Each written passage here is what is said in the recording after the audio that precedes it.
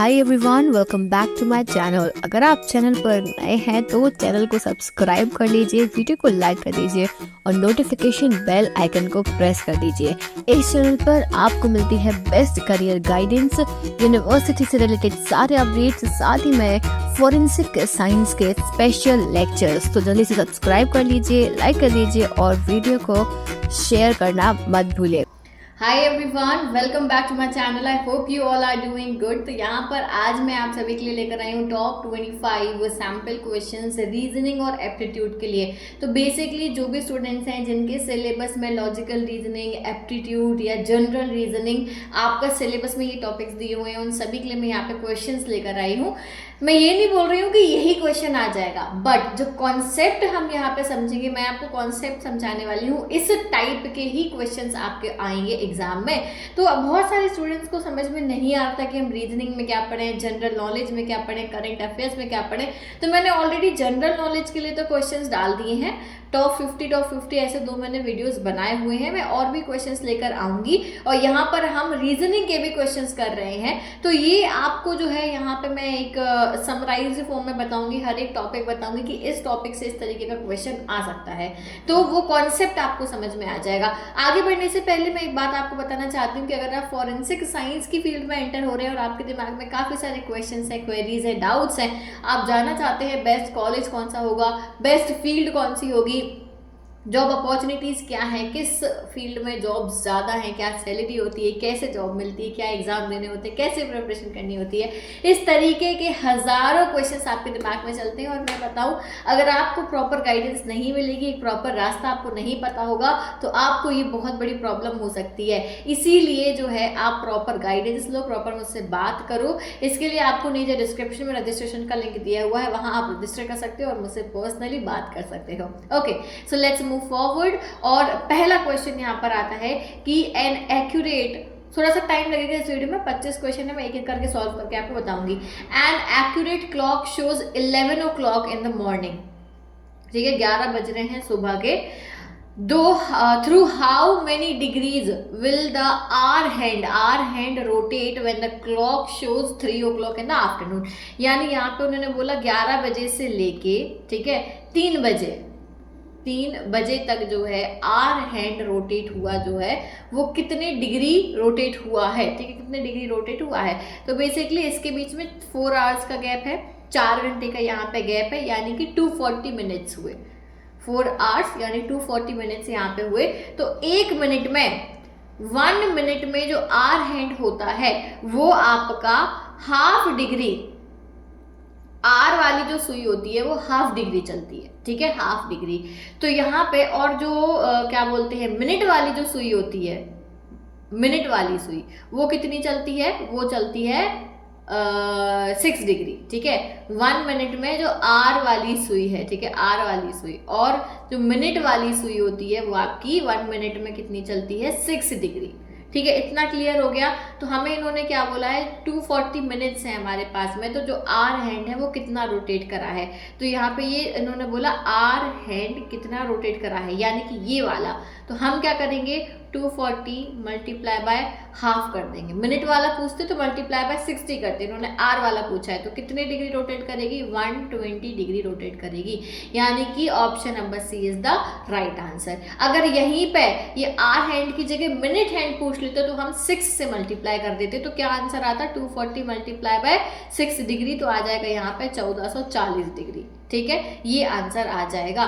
तो हम देख लेते हैं क्या है इसका आंसर। हाँ, option number C is the right answer. Clear. Next question, अगला क्वेश्चन है, what is the angle made by hands of the clock for 15 o'clock। भाई 4:15 हो रहे हैं, ठीक है, 4:15 पे यहाँ पे एंगल क्या होगा।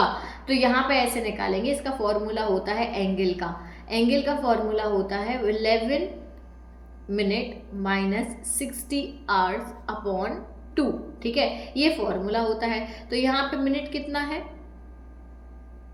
15 मिनट दिया हुआ है, ये 4:15, और आर कितना है, 4 है, तो वैल्यूज रख दो। यहाँ पे क्या आ जाएगा, 11 × 15 माइनस 60 × 4 डिवाइडेड बाय 2। तो क्या होगा आंसर यहाँ पे जब आप इसको सॉल्व करोगे तो ये आएगा 165 minus 240 divided by 2 equals to 75/2 और 75/2 आ जाता है आपका 37.5 degree. Clear, answer is 37.5 degree. I hope कि आपको समझ में आ रहे होंगे। इस टाइप के ही क्वेश्चंस आएंगे अगर आपको वॉच, आवर, क्लॉक इससे रिलेटेड क्वेश्चन आ रहे हैं तो इस टाइप के क्वेश्चंस आएंगे। एक बार कॉन्सेप्ट समझ जाओ, फॉर्मूला समझ जाओ तो आप जो है चुटकियों में सॉल्व करोगे, आपका टाइम वेस्ट भी नहीं होगा। नेक्स्ट क्वेश्चन, हाँ देखो option number C is the right answer.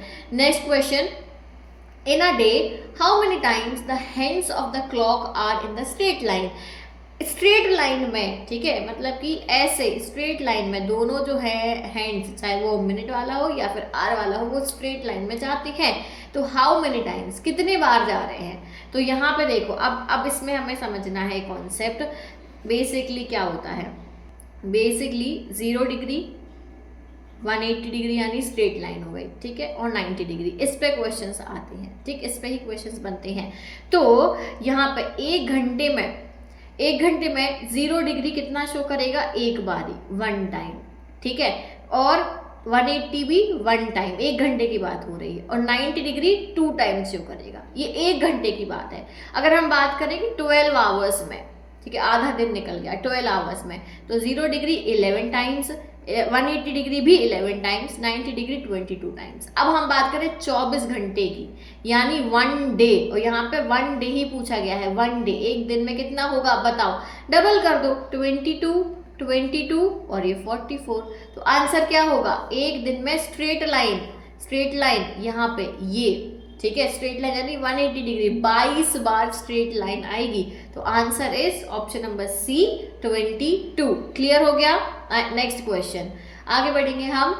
Okay, option C आ गया answer. Next question, in the real time 11 PM 25 minutes, 11:25 हो रहे हैं, ठीक है, कितना टाइम है, 11:25, ठीक है, in real time, then what will be the water time, यानी वाटर इमेज पूछा है कि वाटर टाइम क्या होगा, पानी में क्या बनेगा इसका प्रतिबिंब, यानी इमेज क्या बनेगी अगर 11:25 हो रहे हैं घड़ी में, तो वाटर में क्या बनेगा। आप समझो जरा क्या होता है, जब भी वाटर इमेज की बात आए तो ध्यान रखना, वाटर इमेज के लिए जो है हम हमेशा 630 में से माइनस कर देते हैं, ठीक है, 630 में से माइनस कर देते हैं। लेकिन अगर वैल्यू मान लो 630 से ज़्यादा है, जैसे कि 11:25 630 से ज़्यादा है, इस केस में हम 1830 से माइनस कर देंगे। किससे, 1830 से। ये वाटर इमेज के लिए है, मिरर इमेज के लिए अलग है। अगर मिरर के लिए पूछ लिया, मान लो सेम चीज़, अगर मान लो सेम चीज़ मिरर के लिए पूछते हैं तो मिरर के लिए आप 1160 में से माइनस करोगे,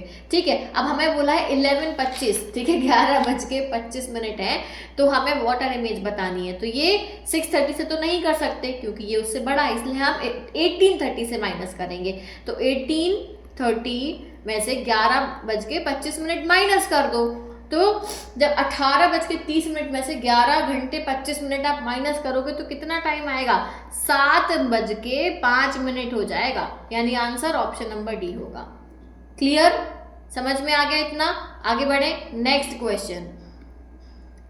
हाँ, option number D is the right answer, ठीक। Next question, if the real time is 3 PM 15 3:15 हो रहा है, then what will be the mirror time. Mirror time पूछ लिया, अभी मैंने क्या बताया था, 1160 में से हम माइनस कर देंगे, तो 11:60 में से 3 घंटे 15 आप माइनस कर दोगे, तो 3 घंटे 15 माइनस करने पे कितना टाइम आ जाएगा बताओ, इसका आंसर क्या आएगा, कितना टाइम आ जाएगा, ये आ जाएगा 8:45, 8:45। Option number A is the right answer. इतने कॉन्सेप्ट समझ में आ गए, आराम से समझो, इसी कॉन्सेप्ट में से आपको क्वेश्चन आएंगे, ठीक है, option A right answer. Next, in 400 consecutive years, 400 साल हो गए हैं, how many times 29th Feb will appear, कितने बार 29th February आएगा, 400 कॉन्जिक्यूटिव ईयर्स निकल चुके हैं। तो ऐसे समझो 100 साल में 24 बार आता है, फिर अगले 100 साल में भी 24 बार आएगा, फिर अगले 100 साल में भी 24 बार आएगा, और फिर जो अगला 100 साल होगा उसमें 25 बार आएगा, ठीक है, ऐसा सिस्टम रहता है। 24 24 24 25, उनने 400 बोलना तो हमने ये लगा लिए, ठीक है। अब इन सबको ऐड कर दो तो कितने बार हो गया, टोटल 97 टाइम्स हो गया। तो 400 साल में कितने बार आएगा, 97 टाइम्स आएगा। अब उन्होंने ये नहीं पूछा ना किस ईयर की बात कर रहे हैं, ठीक है, तो वो हम नहीं बता सकते। हो सकता है किसी साल में 24 बार है, किसी साल में 25 बार है, वो हमें नहीं पता कि किस साल में आ रहा है, ठीक है। तो 400 साल में लेके 97 टाइम्स आएगा, ठीक। 100 साल में पूछे तो 24 बार आएगा, 200 में पूछे तो 24 24 को जोड़ दो 48 टाइम्स आएगा, 3 साल में पूछे तो 300 साल में पूछे तो ऐसा आएगा, ठीक। Next, okay, option number C, ठीक है। Next, how many odd days in 400 consecutive years, 400 साल में ऑड डेज कितने आएंगे, how many odd days in 400 consecutive years. तो 100 साल में 5, ठीक है, फिर 100 साल में 5, फिर 100 साल में आपके 5, और फिर 100 साल में जो है यहाँ पे 6। After the year 2023, which year has same calendar as of year 2010? 2023 के बाद 2010 में सेम कैलेंडर किसके पास होगा, तो 2023 में से 11 साल माइनस कर दो, तो 11 साल प्लस कर दो, सॉरी 11 साल प्लस कर दो, ठीक है, क्योंकि यहाँ पे 11 साल हम प्लस करेंगे तो कितना आ जाएगा 2034, क्योंकि 11 साल बाद ही सेम होगा, ठीक है। 11 11 11 11 ऐसा ही होता है, 11 11 जितने साल पूछे 11 साल उसमें ऐड कर, 11 11 ऐड करते जाओ तो 2034। आंसर क्या होगा, ऑप्शन ए, ठीक। देख लेते हैं हम आंसर क्या आ रहा है, option A, right. Next question, in a certain code language, एक सर्टेन कोड लैंग्वेज है एडवांस, ठीक है, ऐसा मतलब वर्ड लिखा है, इसको उन्होंने आगे पीछे कर दिया, फिर बेबी सिट इज ऐसा लिखा जाएगा, तो ये क्या होगा, ये पूछ रहे हैं कि ये क्या होगा। ऐसे तरह के क्वेश्चन में हम क्या करते हैं, नंबरिंग कर लेते हैं, जैसे ADVANCE, ठीक है, 1 2 3 4 5 6 7। अब इसका हमने क्या देखा कि इन्होंने आगे पीछे करके क्या लिख दिया है, V, यानी एक मिनट, हाँ अलग पेन से लिख देते हैं हम, यहाँ पे V यानी कि 3, ठीक है, D यानी कि 2, A यानी कि 1, फिर A यानी कि 1, फिर इसके बाद में E, सही है ना, हाँ, फिर E यानी कि 7, फिर आ गया आपका 6, फिर आ गया यहाँ पे 5। अब इसको बताना है हमें, तो इसका क्या होगा, AFFA, यानी इसी में से देखो आप, ठीक है, यहाँ पे AFFA 3 2 1 1, यानी कि यहाँ पे आ जाएगा 3 2 1 1, 3 यानी कि F, 2 यानी कि फिर से F, 1 1 यानी A, ठीक है, फिर 7 1 2 3 4 5 6 7 यानी कि E। अब इतने में ही समझ में आ जाएगा, FFAAE किस में है, FFAAE 2 में है, अच्छा अभी भी कंफ्यूजन है, ठीक है। फिर इसके बाद में 1 2 3 5 होगा, ठीक है, फिर L, यानी कि यहाँ पे क्या आ जाएगा, अब आपका L और B आ जाएगा 7th नंबर पे, ठीक है, 7th नंबर पे यहाँ पे क्या है, इधर 7, ओके, 1 2 3 4 5 ये है, यानी कि ये वाला option number B is the right answer, ठीक है। इसको थोड़ा सा दिमाग लगा के सॉल्व करो, ऐसे नंबरिंग देके हम सॉल्व करते हैं, बी, ठीक है, सही answer is right, good, okay. आगे बढ़ते हैं हम, क्वेश्चन नंबर 10, 132, ये एक मतलब कोड टाइप का दिया हुआ है, तो इसमें जो है नीचे आंसर क्या होगा, तो इसको समझो। 132 जो है, 132 जो है ये क्या है आपका, यहाँ पे 11 का स्क्वायर है, ओके गलत पेन ले लिया हमने, 11 का स्क्वायर प्लस इसमें क्या कर दिया है 11, ये क्या है 12 का स्क्वायर प्लस 11 प्लस 21, सॉरी 11 नहीं प्लस 21 करा है, फिर ये क्या है 13 का स्क्वायर प्लस इसमें क्या करेंगे 31, तो आगे वाला क्या होगा 14 का स्क्वायर प्लस 41, तो आंसर क्या होगा 14 का स्क्वायर प्लस 41 कितना होता है 1681, स्क्वायर वगैरह थोड़े से पढ़ लेना, प्लस 41, तो आंसर आ जाएगा 1722, that is answer is option number A, ठीक। नेक्स्ट क्वेश्चन ए, ठीक है। नेक्स्ट आ जाओ 11th क्वेश्चन पे, select the option that is related to the third number in the same way as the second number, वही मतलब कि ये वाला जो है कॉन्सेप्ट इसको समझना है। तो अब इसमें क्या दिया हुआ है, इसमें समझ जरा 37, ठीक है, 37 और 100 है, तो इसमें क्या ऐसा कॉन्सेप्ट लगाया जो ये सेकंड वाले में आ रहा है। तो बेसिकली हमने क्या करा कि 37 मल्टीप्लाई बाय 3 करके -11 कर दिया तो 100 आ जाता है। ठीक है, अब यहाँ का हमको जो है सिमिलरली 24 का चाहिए। यहाँ पे 24 के बाद क्या आएगा ये हमें नहीं पता है।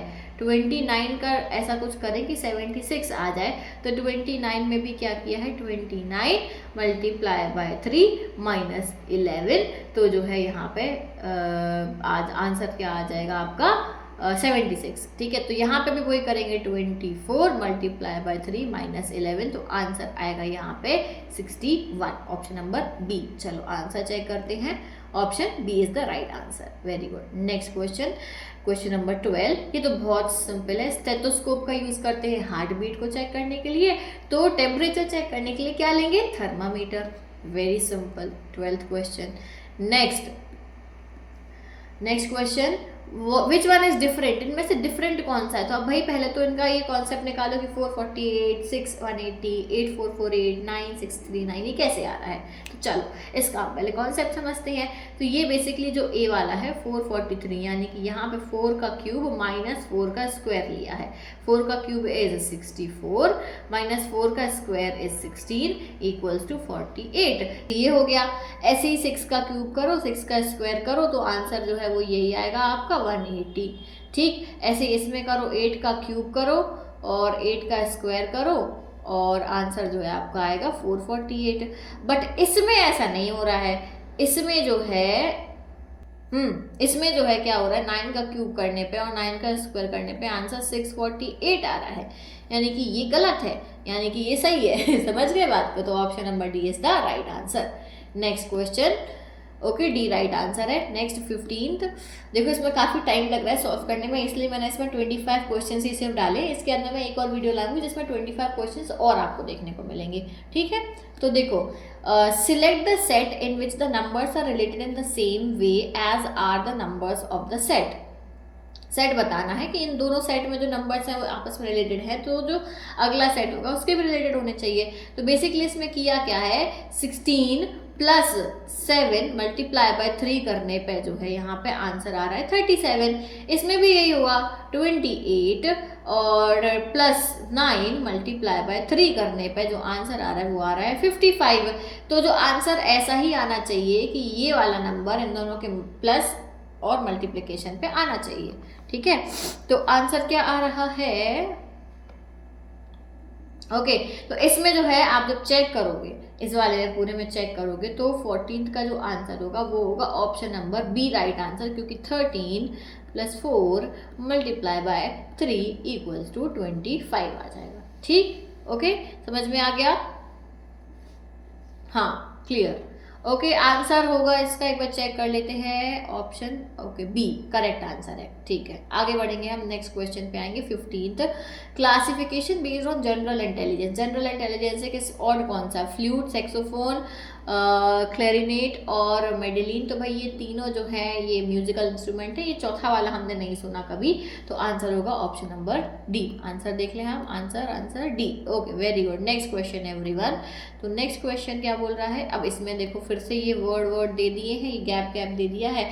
अब आपको इसको फिल करना है, तो अब दिमाग लगाना पड़ेगा कि कैसे होगा। तो हम इसको ब्रेक कर लेंगे, या तो हम 2-2 के 3-3 के पेयर बनाए, या फिर हम यहाँ पे 7 के पेयर बनाए। तो हम 7 के बनाते हैं, 1 2 3 4 5 6 7, यानी यहाँ से ब्रेक कर देंगे हम। ठीक है, तो यहाँ पे क्या आ जाएगा, W, ठीक है, डैश, ओके, यहाँ से होगा, यहाँ से ये हो रहा है 7। ठीक है, तो 1 2 3 4 5 6 7। ठीक है, फिर 1 2 3 4 5 6 7, फिर dash E dash L dash G K। अब भाई अब इसमें हमें बहुत इजीली समझ में आ रहा है कि क्या होगा। कैसे समझ में आ रहा है, देखो ज़रा, W के बाद E है तो यहाँ E होगा, फिर L है तो यहाँ L, यहाँ पे W, ठीक है, फिर WELL वेल, फिर इसके बाद यहाँ पे N है तो, और यहाँ पे L है, यहाँ पे क्या हो जाएगा N, यहाँ पे क्या हो जाएगा K, यहाँ पे क्या हो जाएगा G, यानी कि आंसर क्या होगा, ENKLG WLN। कौन सा ऑप्शन है ये? ऑप्शन देख लो बस आंसर में, ऑप्शन बी। ठीक है, option B is the right answer, बिल्कुल सही। समझ में आ गया? Okay, next question, the cube of a side. अब ये क्यूब वाला क्वेश्चन है। The cube of a side 18 centimetre is painted yellow on all the faces, then cut into smaller cubes of 3 centimetre, find the number of smaller cubes only 2 faces. अब ये क्या होगा? इसका formula, इसमें दिमाग ही नहीं लगाने के, हम क्यूब सोच रहे हैं फिर कटिंग कर रहे हैं, फिर ये नहीं। n is equals to big cubes upon small cubes. ठीक है, big cubes upon small cubes लिया हमने, तो बिग क्यूब कितने हैं? 18, स्मॉल क्यूब कितना है? 3, तो इक्वल्स टू हमने कर दिया, यहाँ पे क्या आ गया? 6, ये आ गया। अब देखो 2 साइड्स पे पेंटेड है, ये कितने साइड्स पे? 2 साइड्स पे पेंटेड है, इसीलिए इसका फॉर्मूला है 12n-6। अब n हमने निकाल लिया तो क्या होगा? 12, 6 माइनस 2, सॉरी गाइस, 2, 6 माइनस 2, तो क्या आ जाएगा यहाँ पे? 48 is the right answer. Option है, हाँ ऑप्शन बिल्कुल है, option is B right answer. Clear? आगे बढ़े हम, बी राइट आंसर है। Okay, 18th, look at the series. अब जरा सीरीज को देखो और नंबर बताओ क्या आएगा। तो देखो क्या है, 12, 13, 13, 14, 14, 15 ही होगा ना, क्योंकि 11, 12, 13 और इसके बाद में क्या आएगा? यहाँ पे 14 आएगा, तो यहाँ पे क्या आएगा? 15। Option D is the right answer. ये तो बहुत ही एकदम ही बच्चों जैसा क्वेश्चन था। नेक्स्ट क्वेश्चन, अब सुनो भाई ध्यान से, रिलेशन वाले क्वेश्चंस आएंगे, रिलेशन वाले क्वेश्चन जरूर पढ़ के जाना, गारंटी। जितने भी कॉन्सेप्ट करा रहे हैं ना, इन्हीं कॉन्सेप्ट में से आएगा, इसके बाहर से कुछ नहीं आएगा। पढ़ के जाओ, ये सारे कॉन्सेप्ट समझ के जाओ। देखो, विनीता एंड अमिता, विनीता और अमिता बहनें हैं। ठीक है, दोनों बहनें हैं, सिस्टर्स हैं। Vinita and Amita are sisters. ठीक है, ऑफ गौरव, ये दोनों किसकी सिस्टर हैं? गौरव की सिस्टर हैं। ठीक है, गौरव कौन हो गया? ब्रदर हो गया। ये दोनों कौन हो गई? बहनें हो गई। आशीष इज फादर ऑफ विनीता, आशीष के पिताजी कौन है? सॉरी, आशीष जो है विनीता के पिताजी, यानी इनके भी पिताजी ही हुए। और अंश is the sun of Amita, अंश जो है इसका सन है अमिता का। ठीक है, son of Amita. How is Ashish related to Ansh? Ashish अंश से रिलेट कैसे करा? तो नाना हुए ना इसके, सिंपल सी बात है, उनकी लड़की का बच्चा, यानी कि नाना, यानी कि ग्रैंडफादर, मैटरनल ग्रैंडफादर, यानी कि मम्मी के साइड नाना कौन कहलाते हैं? Maternal grandfather. अब यही सही होना चाहिए आंसर। देखो, option D right answer, very good. ऐसे ही जो है सॉल्व किया जाता है अपने। मैं पता क्या करती हूँ इनको, जनरली मैं क्या करती हूँ ऐसे टाइप के क्वेश्चंस में, कि जब भी ऐसा कोई क्वेश्चन आता है तो मैं खुद को इमेजिन करती हूँ। ठीक है, मेरी फैमिली को, अपने खानदान को इमेजिन करके, अच्छा ये ऐसा, ये ऐसा, ये ऐसा, ऐसे करके सॉल्व हो जाता है। ठीक है, तो गलत भी नहीं होता। और तो ऐसे ही ट्राई करना, अगर करना हो तो, बाकी आपकी मर्जी। Next 20 question, select the odd one out. इनमें से ऑड कौन सा है? Mycology, dermatology, nephrology, cardiology. इनमें से ऑड वन आउट कौन सा है? क्वेश्चन नंबर 20 तो माइकोलॉजी है, क्योंकि ये सब जो है मेडिकल फील्ड से रिलेटेड है। ठीक है, next question, A right answer. Okay, if the real time, अब देखो फिर से आ गया वाटर इमेज के लिए। रियल टाइम है 4:40। वाटर इमेज के लिए क्या बताया था मैंने अभी स्टार्टिंग में, कि अगर वाटर इमेज का आता है तो आप कैसे 6:30 में से करोगे। ठीक है, 6:30 माइनस 4:40, तो आंसर क्या आ जाएगा? 1:50। Option C is the right answer. कितना जल्दी सॉल्व हो गया, 5 सेकंड भी नहीं लगे सॉल्व करने में। कॉन्सेप्ट पता हो तो टाइम नहीं लगता, और यही क्वेश्चंस टाइम खाते हैं। समझ गए? Answer B, option B. Okay, B कैसे आया ऑप्शन? 150 सी होना चाहिए बेटा इसका आंसर। 6 में से आप 6 घंटे 30 मिनट में से ये माइनस कर रहे हो। ठीक है, तो 6 में से 4, 250 आएगा। Okay okay okay, sorry sorry, my mistake, my bad. 250 आएगा। ऑप्शन बी ही सही है। ठीक है, कैलकुलेशन मिस्टेक है। क्लियर? नेक्स्ट 7, 12, 25, 6, 9, 21। फिर से सीरीज दी हुई है, अब आपको बताना है कि इसमें क्या होगा। तो यहाँ पर अगर हम सीरीज देखें तो 7 + 12 + 6 किया है तो 25 आया है। ऐसे 6 + 9 + 6 करेंगे तो 21 आएगा। तो इस सीरीज में क्या होगा? तो इस सीरीज में यहाँ पे होगा 5 plus 8 plus 6 equals to 19. Option B is the right answer. B, हाँ सही है. Thank God. Next question 23. Which word does not belong to others. मतलब कौन सा ऑड वन आउट है. इंडेक्स, ग्लॉसरी, चैप्टर या बुक. इंडेक्स, ग्लॉसरी, चैप्टर या book, इनमें से कौन सा जो है आपका बिलोंग नहीं करता है. तो basically I think book. D is the right answer. Question 23 का. Next question, what was the day. अब लो डे पूछ लिया. 17 अप्रैल 2014 को कौन सा दिन था, बताइए भाई. 17 अप्रैल को 2014 में जो दिन था वो था थर्सडे. बेसिकली इसका कॉन्सेप्ट पढ़ लेना, मैंने इसको इसमें ऐड नहीं किया है, ठीक है. इसका कॉन्सेप्ट आप खुद से पढ़ लेना कि डेज कैसे निकालते हैं. थर्सडे था, ये आंसर मैं बता दे रही हूँ. नेक्स्ट क्वेश्चन और लास्ट क्वेश्चन है 13, ये फिर बीच में गैप, फिर ये. अब क्या होगा आंसर इसका. तो बेसिकली क्या हुआ है कि 13 माइनस 2 करा तो 11 आ गया, और 11 का क्यूब कर दिया तो जो है आंसर आया 1331. तो 17 में से भी हम कितना माइनस करेंगे, इसमें से 2 माइनस करा था, यहाँ पे हम क्या करेंगे 3 माइनस कर देंगे तो 15 आ जाएगा, ठीक है. तो 15 का जब हम क्यूब करेंगे तो आंसर जो है वो आ जाएगा 3375. ये थोड़े से टाइम कंज्यूमिंग क्वेश्चंस होते, दिमाग लगाना पड़ता. तो option C is the right answer. Clear. सारे क्वेश्चंस मैंने करा दिए हैं, सी राइट आंसर है. आई होप कि आपको समझ में आए होंगे और मैं वीडियोस लेकर आऊँगी. ऐसे ही सपोर्ट करते रहो. सब्सक्राइब करना मत भूलना प्लीज़, और अपने फ्रेंड्स में शेयर करो. फ्री लेक्चर्स मिल रहे हैं, मैं बहुत मेहनत करके आप सभी के लिए लेक्चर्स बना रही हूँ. तो बस एक सब्सक्राइब करना और एक प्यारा सा कॉमेंट छोड़ना है. Okay, thanks so much for watching this video. I will see you soon in the next video. Till then take care, bye bye.